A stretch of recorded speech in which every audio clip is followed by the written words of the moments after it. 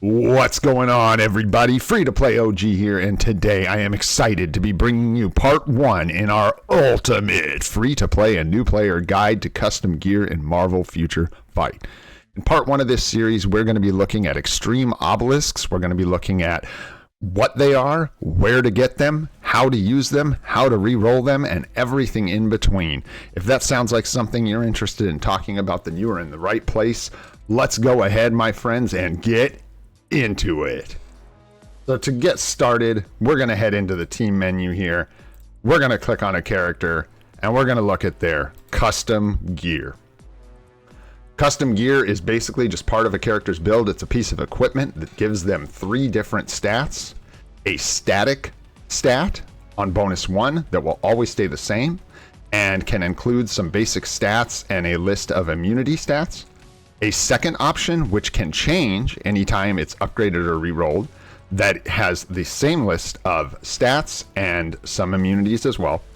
And then a third option, which is an activation proc, which is going to do something different that has a unique ability, let's say, on the third option.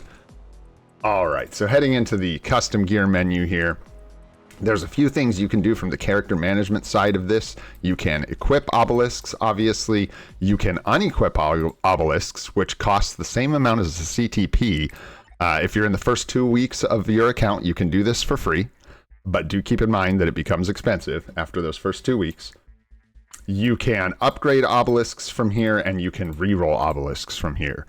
To upgrade an obelisk, all you do is select the obelisk you want to upgrade. Say I'm looking for a flame damage obelisk, click upgrade, go into this window, select some fodder for it, get it up to 100%, and this will take it up to a 5-star obelisk. Repeat until you get a 6-star extreme obelisk.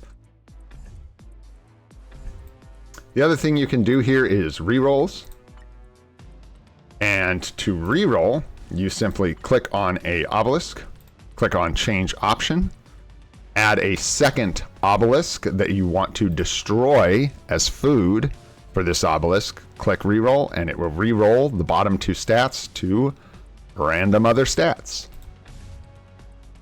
Okay, so when you're in this character management window, one thing to point out is just be careful not to override or accidentally destroy your equipped custom gear while you're working in this window. It happens to some people sometimes, and it's just something you kind of want to keep in mind for, because you can accidentally replace or upgrade or override the obelisk you have equipped. We need to talk about a few more things from the inventory side of things, and to do that, we'll actually have to go into the inventory window to custom gear. There's a couple weird quirks here I want to talk about, one of which being the quick upgrade feature, which you can see right here. And for whatever reason, you can only activate this and deactivate it from the inventory side of this, not the character management side. So if you activate quick upgrade, and by the way, it will still quick upgrade in the character management screen, you just have to select it or unselect it here. You can go to quick upgrade. You'll want to select this top option, and what that'll do is allow the game to use your lowest quality obelisks as fodder and just automatically rank it up all the way to 6 stars. This bottom one I would leave alone. What this does is allows the game to use partially upgraded obelisks as fodder for other obelisks. And that's generally something you would never want to do. So I would leave that unchecked, and then you can just hit OK, and it will automatically upgrade your obelisk. The other thing we can talk about here is changing auto option.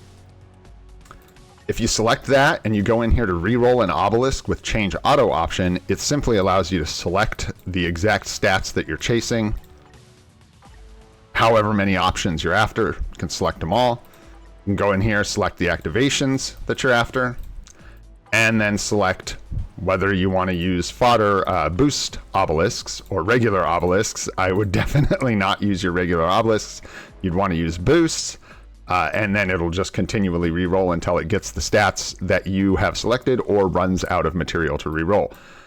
Let's talk about what these are. Extreme Boost Obelisks. These are what I would highly recommend you use for auto re-rolling if you're going to do it at all.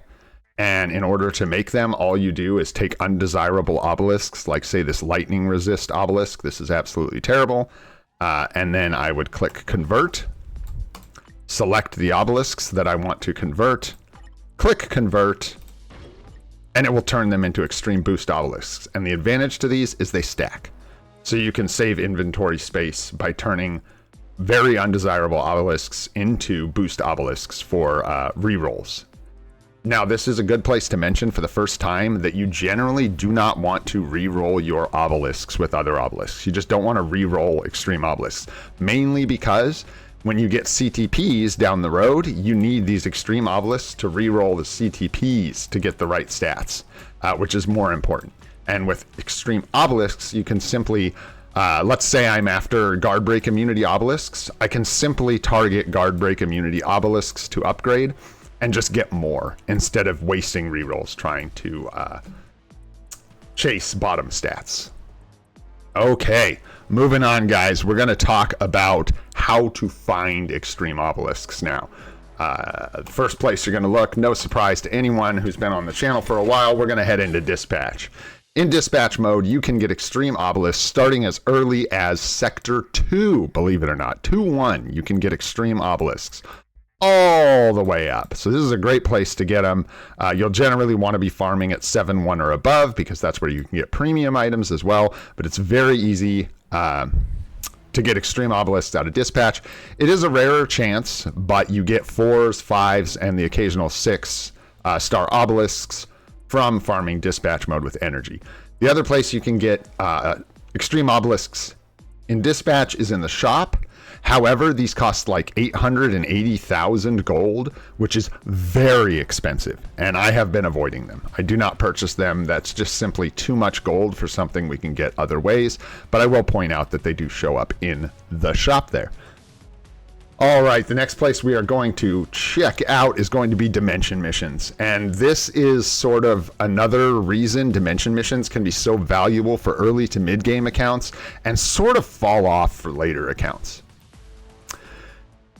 This is going to be a big source of obelisks for you early game. As you run these missions, just running the missions themselves will give you obelisks, progressively better ones, as you rank up your stages.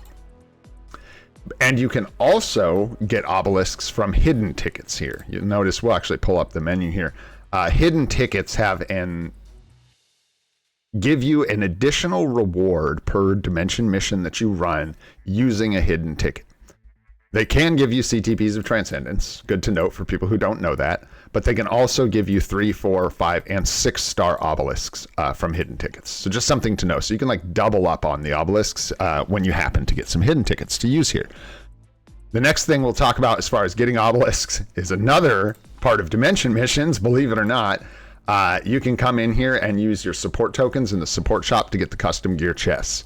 I wouldn't recommend doing this regularly, as you're going to want to be getting biometrics and mostly biometrics, honestly, from the support shop. However, I did end up utilizing this chest to get myself some guard break immunity obelisks, and it worked out really, really well. So this is here for anybody who feels like they want to use it.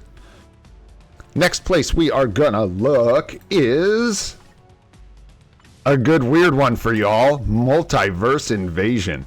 A lot of people skip on this game mode. I better get this loading here so we can get through the circle. I do this every single day. I do my runs. This is a really easy game mode to autoplay. You just let the game figure it out for you. Takes a few minutes, but some of the rewards here are actually quite valuable for early to mid-game accounts. And some of them arguably even late game if you have the time. You can get all kinds of bios, uru, cards. Notice that you can get 6-star cards as a reward. Very rare, but you can, and they can come in stacks. And the same thing's true for obelisks. You can get obelisks as a reward from these runs, and sometimes you get more than one. So they can be very, very valuable for early to mid-game accounts. And I think that one gets slept on a lot, so there you go. And the other thing I want to talk about, because it gets kind of like convoluted at this point, there's just a lot of various chests in the game that give you custom gear. It's something you just sort of accrue from everywhere. Shadowlands is a good example. There's a few stages in here where you can target custom gear, but also a lot of the random chests, Shadowlands chests and stuff like that, have chances to give you custom gear as well. So you'll be getting a lot just from random chests from this mode or that mode. And they start to stack up. All right, guys, that does it for what they are, how to use them, and where to find them. Let's get into the stats on them, because that's where everyone gets confused. And the first thing we're going to do is tackle the great mystery itself. We are going to look at the dreaded Proc. Bum, bum, bum. All right, so people get confused about this all the time, so I'm just going to break it down as concisely as I can with what I think is the most important information that you need about this.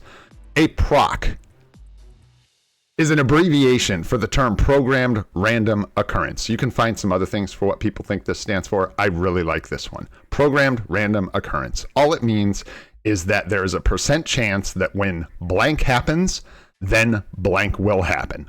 Okay? So let's look at some examples. We're going to be talking about the activation procs. So these green ones down here that say activation rate. First one we're going to talk about is the single skill damage proc, SSDP. And people unfortunately commonly refer to this as a proc obelisk. And I really hope we can try to stop doing that, because it's really confusing. All of these obelisks are proc obelisks. All of these activation effects are technically procs. So when we call this a proc obelisk, it can be really confusing for people who know what a proc is but don't understand why this is a proc and this isn't. So they're all procs. Single skill damage procs. This is a single skill damage increase that works thusly. You have an activation rate of 10% chance when attacking to apply a buff to yourself that increases the basic damage by 200% for one attack. The buff that will apply to an attack lasts for 5 seconds, and this entire proc has a 7-second cooldown. So you're attacking, this triggers, the next attack that hits once this triggers will have its damage boosted by 200%. Simple as that. That is what a single skill damage proc is. SSDP, single skill obelisk. Okay, moving on. The mini rage proc. The other thing you're going to hear about all the time. This person needs a mini rage. That person needs a mini rage. Oh, and by the way, this is what proc friendly characters need to use. When you hear the term proc friendly, which is another unfortunate kind of like misnomer, it's people referring to the single skill damage proc being usable with that character. Okay, if they're not proc friendly, a mini rage or a rage is going to be what they need for PvE content. This is a multi-skill damage window. Let's break that down. This proc has an activation rate of 15% when attacking to apply a buff to yourself that increases your basic damage by 1% per 1% of crit rate. This means that if your crit rate is capped at 75%, you are going to increase your basic damage by 75%.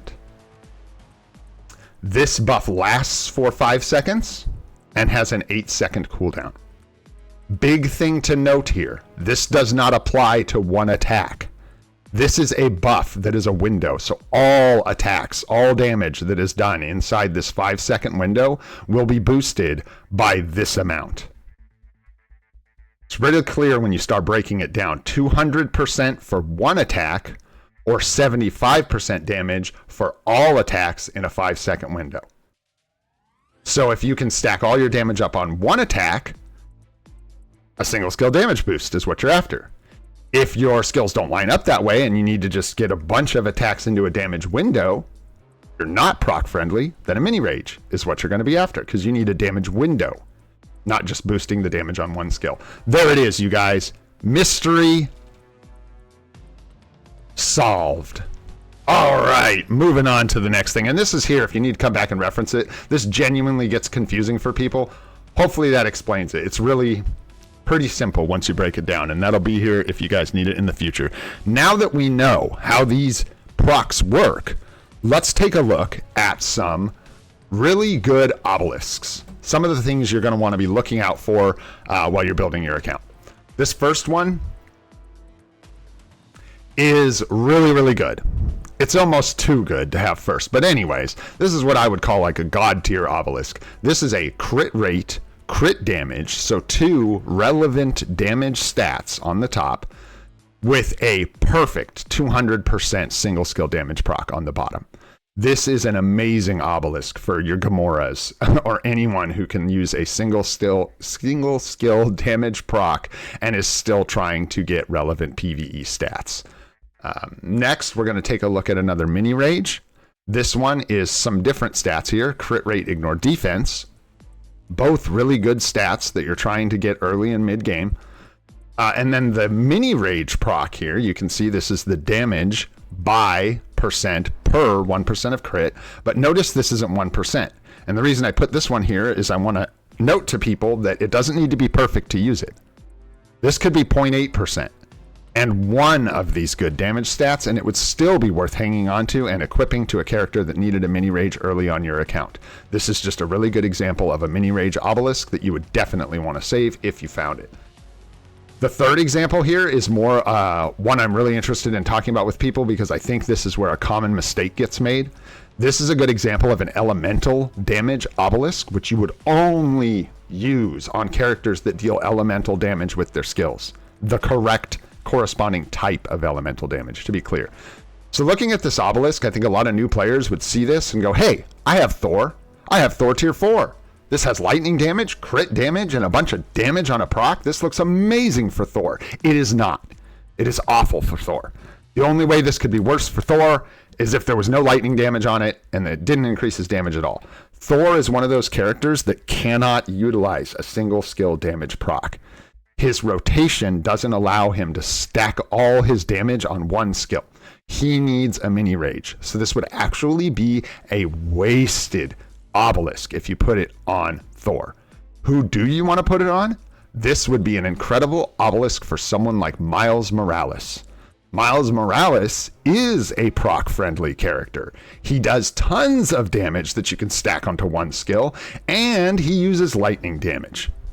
So just a great example of where you can get tripped up putting an obelisk that looks really good on the wrong character and having just devastating results. Last one we're going to look at here on the end is a really, really good end game obelisk. And this actually came from a friend. And I do want to shout out everybody who sent me screenshots of obelisks for this video. Thank you so much. I appreciate you all. This obelisk here would be a god tier end game obelisk. This is actually a beautiful piece that someone sent to me. Ignore dodge, perfect 1/1 crit rate mini rage. This is an incredibly good endgame obelisk, and this is a good opportunity to point out why this would be so valuable endgame. As you get into the endgame, stats like crit rate and crit damage are going to be capped from your cards and everything else. Your custom gears aren't going to be a place you typically need to go for these kind of stats like ignore defense, crit rate, and crit damage that get capped from your cards and other systems in the game. Once that happens, stats like ignore dodge that don't cap from these other sources become incredibly valuable. So to find an obelisk with, what is this? 71.86% ignore dodge on it and a perfect mini rage is chef's kiss. So I just kind of wanted to show that off as what a beautiful endgame obelisk would look like. Let's talk about PvP and hybrids. Those are your PvE obelisks, right? These are what you're going to want to look for PvE damage. World Boss Legend, ABXL, these are going to be the kind of obelisks you're using. What about PvP, right? Well, when we're looking at PvP, we're going to be looking at a whole different set of stats. So this one on the left here we're going to look at first is like your traditional PvP obelisk. It has guard break immunity on it, and I'm not going to get into explaining specific stats like guard break immunity. You can actually click on it in game and it'll tell you what it does.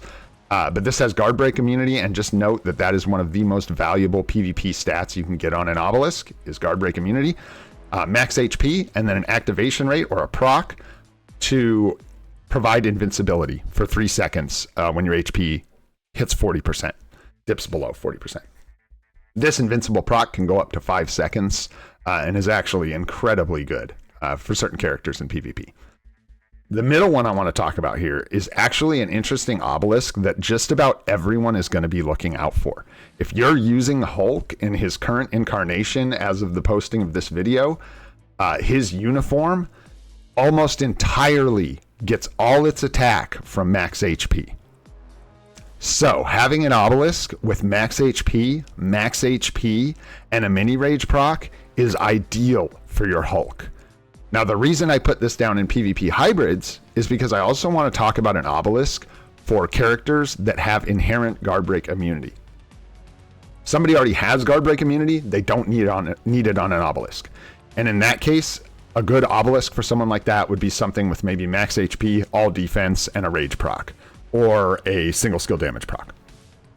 You can get into an interesting hybrid situation with them because you can avoid that guard break immunity top stat. However, this is sort of a rare use, so you're more likely to use this on your Hulk, and then if you find one or two of these with the defensive stats and a mini rage, hang on to them for maybe Alliance Conquest, Team Battle Arena, something like that. Last one I want to talk about is the true PvP PvE hybrid obelisk. These are what I'm chasing right now. These are incredibly valuable, in my humble opinion. These are going to be obelisks that basically have guard break immunity and a mini rage or single skill damage proc on the bottom. They allow you to put characters into PvP, like AC, Timeline Battle, Team Battle Arena, and they won't get head rocked all the time because they'll have guard break immunity, which they desperately need. And then you also get the ability to use them in PvE content with the damage proc, and the damage proc is also relevant in PvP content. So these are really, really good for characters like, in my case, I'm going to be using Magic for PvP and PvE, so I will be looking for a really nice hybrid obelisk, most likely for her. All right, guys, there's several other good obelisks you can look out for, plenty of other good obelisks, different configurations of stats, but these are the main damage procs you want to watch for. There's other activation procs for damage, like one that does 200 and something% of your energy damage as cold, or energy stat as cold damage. Those are terrible. Don't use them. They're just really bad. You're really just equipping nothing. It's such a negligible amount of damage and won't do anything. The single skill damage proc and the mini rage are the ones you're going to be looking out for to make your characters do damage. All right, guys, we got one more screen to look at here, and that's going to be some tips. So let's get into just the tips here. All right.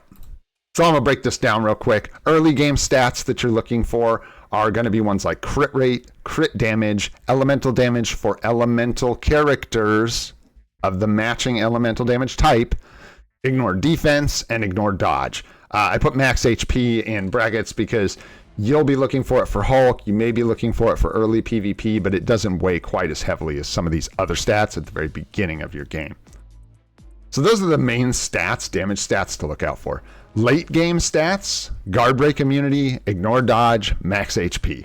And I guess you could put guard break immunity here as well. You'll be wanting to watch out for guard break immunity for the whole game. But late game is where these become really, really valuable. Like I was talking about, I'm looking for guard break immunity damage procs for Alliance Conquest and for hybrid characters. Ignore dodge supersedes all these other stats once you cap them on your cards, if you can, the ones you can cap on your cards. And then max HP becomes incredibly valuable for late game players, as it does not cap either, and is great for PvP. The next tip here, huge shout out to Godzillanator. I was watching a video of his to research this video, and noticed that he had this habit of saving almost every guard break immunity damage proc obelisk that he found. And he saves them all for Alliance Conquest, which is so smart. And I had to shout this out in this video. It's something I'm going to start watching out for. Guard break immunity damage proc hybrid obelisks, like the one I'm talking about, don't have to be perfect to be incredibly beneficial for your account. Even if it's like a really bad mini rage or a 160 single skill damage proc on the right character, throwing these on Alliance Conquest characters can make a massive difference for you if you care about that game mode. And since the rewards have all been buffed a bunch, I'm seeing if we can get more people interested in that game mode. It's a fun one where we interact with each other. So if you're not playing AC, maybe give it a chance. Kind of coming back around to one we already talked about a little bit here, and that's trying not to reroll obelisks with other obelisks. You end up just eating up all your rerolls, and then when you get a good CTP, you're not going to be able to reroll it because all your obelisks are going to be dust. It also uses like less desirable obelisks that maybe would have been great for an Alliance Conquest character or a Team Battle Arena character. So it's usually better to try and utilize your obelisks as either CTP rerolls or actually equipping them to characters that can utilize them than using them as reroll fodder. It's just a inefficient way to use them. The only time I do that is when I'm looking for a very specific obelisk and I have an obelisk that has that orange, that first bonus option, rolled really, really high. And I just want to see if I can get a bottom proc, an activation proc, to complete that obelisk. But if you're not like, if that's confusing to you or you don't really know what's going on, don't just sit there and reroll obelisks with your 6-star obelisk. Just save them and bring up more obelisks with the stats you want from lower ranks. In some cases, an obelisk is better than a CTP. This is a shout out to my new players mostly. And I'm not saying that like this obelisk is better than this CTP. I'm saying that putting a CTP on the wrong character instead of an obelisk can be absolutely devastating for your account. And obelisks can be very strong. So think thrice about your CTP equips, think twice about your obelisk equips, and utilize obelisks to make sure your CTPs are landing in the right places. As free-to-play, new players, we have limited access to CTPs, especially as free-to-play players, and so obelisks are a really good tool for us to lean on to make our CTPs go a little further in the game. All right, guys, one last tip here, and this is a huge one, maybe the most important tip I can give you, and that is to don't be a Procolisk. Don't be like Procolisk here. If you don't know what it does or where it goes, ask somebody. Don't just put it on your head. You can get in the New Meta Discord. Cynic Alex's Discord's a great community. It's where I was born and raised. People will be more than happy to help you there. You can come by the live streams we do. You can ask about anything you have questions about. And I'm currently working on a Discord right now for our community so we can offer help with things like this in the future. If you don't know who it should be on, what it does, don't equip it. It costs 300 crystals on discount to remove an obelisk. That's the same price as a CTP. Don't be a Procolisk. Get help. Awesome, guys. Awesome stuff. All right. I think that just about wraps it up for everything obelisk, at least that I have collected here. If you enjoyed this video or found it helpful at all, go ahead and hit that like button. It means a lot to me.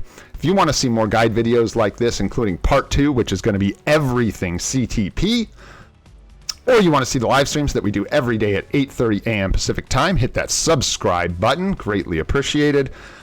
I'm Olden Gray, this is Free to Play, and I hope you all have a spectacular day.